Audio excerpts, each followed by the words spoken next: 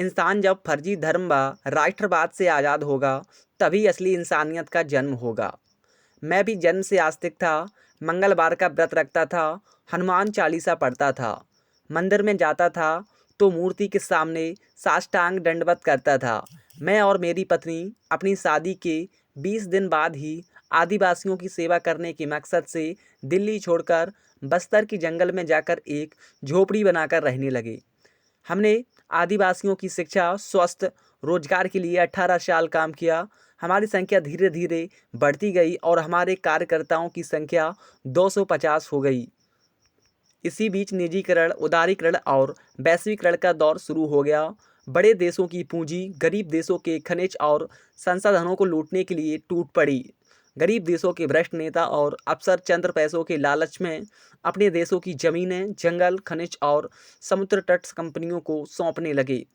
अपनी जमीनों की लूट का विरोध करने वाले आदिवासियों और किसानों पर पुलिस और सुरक्षा बलों द्वारा गोलियां चलवाना, जेलों में ठूंसना, उनकी औरतों से बलात्कार करवाने के काम सरकारें करवाने लगीं।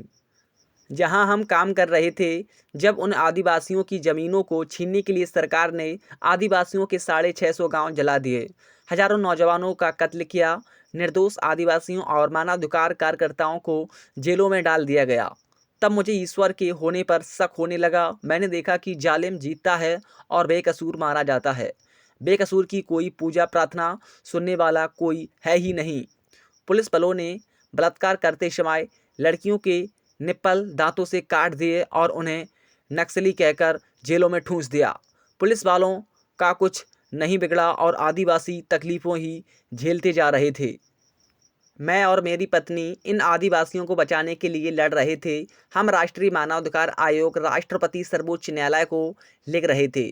हम सरकार और पुलिस के खिलाफ कोर्ट में मुकदमे कर रहे थे। सरकार के जुल्मों का विरोध करने की बजाय से सरकार ने हमारी आर्थिक मदद रुकवा दी। हमारे साथियों को जेल में डाला जाने लगा।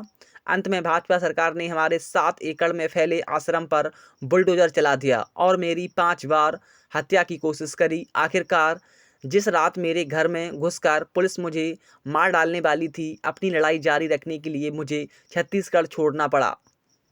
उसके बाद मैं कुछ समय दिल्ली में रहा, फिर हिमाचल में आकर रहने लगा। इस सब में मेरा ईश्वर से विश्वास पूरी तरह उठ गया। इस बीच मुझे जे कृष्णमूर्ति को पढ़ने का मौका मिला। उससे अपनी धारणाओं और दिमाग के सोचने के तरीकों को ठीक से समझा गया। आज मेरी दोनों बेटियां और पत्नी सहित किसी का कोई भरोसा किसी धर्म या किसी ईश्वर में नहीं है। हमारे घर में किसी भगवान, गुरु या किसी भी तरह की मूर्ति या कैलेंडर नहीं है। इसी के साथ साथ परिवार हर तरह के अंधविश्वास से आज़ाद हो गया। अब हम आत्मा, रूह, भूत, जिन, चुड़ैल, शुभ या अशुभ दिन, शुभ मुहूर्त जैसी मूर्खतापूर्ण सोच से आज़ाद हैं। पिछले साल मेरे पिताजी की मृत्यु हुई तो उनके शव का अंतिम संस्कार करने की बजाय मेडिकल कॉलेज को दे दिया गया। कुछ लोग कहते हैं कि नास्तिक लोग दुष्ट और पापी होते हैं।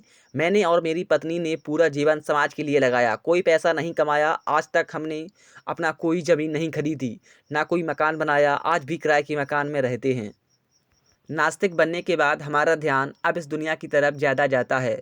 हम प्रकृति की सुंदरता, पर्यावरण को बचाने, आसपास के लोगों और जीव जंतुओं पर ज़्यादा ध्यान देते हैं। मेरी पत्नी हर साल ज़रूरतमंदों को गर्म कपड़े खरीद कर बांटती है, गरीब बच्चों को पढ़ाई का सामान खरीद कर दिलवाती है। मेरी दोनों बेटियां भूखे और गरीब बीमार कुत्ते और बूढ़ी गायों और छोड़ दिए गए बैलों को खाना खिलाने और उनका इलाज करवाती है। गऊ माता को भगवान मानने वाले लोग मेरी बेटियों से झगड़ा करते हैं कि तुम इन जानवरों को यहाँ घर के आसपास क्यों आने देती हो। असल में धर्म आपको यह मौका देता है कि आप दुनिया के सारे गलत काम करके भी नमाज और पूजा करके अच्छे बने रह सकते हैं। जैसे राष्ट्रवाद आपको यह मौका देता है कि आप अपने देश के दलितों, मुसलमानों और आदिवासियों को मारकर सिर्फ भारत माता की जय बोल दीजिए तो आप देशभक्त हो गए। इसे मैं फर्जी धर्म और फर्जी राष्ट्रवाद कहता हूँ और मेरा विश्वास इन दोनों पर बिल्कुल भी नहीं है, बल्कि मैं मानता हूँ कि जब इंसान इन दोनों से आज़ाद होगा तभी असली इंसानियत का जन्म होगा। कृपया कमेंट करके ज़रूर बताएं कि आप लोगों को यह तर्कशील लेख कैसा लगा। अगर आपको यह तर्कशील लेख अच्छा लगा हो तो इसे आप अपने दोस्तों जानकारों में व्हाट्सएप फेसबुक पर शेयर कर सकते हैं। ऐसे ही तर्कशील लेख पढ़ने के लिए गूगल पर सर्च करें www.nastik.in। यूट्यूब पर ऐसे ही तर्कशील लेख विचार पढ़ने के लिए इस चैनल को अभी सब्सक्राइब कर लीजिए। तब तक देखते और पढ़ते रहिए। धन्यवाद। मिलते हैं अगली वीडियो में।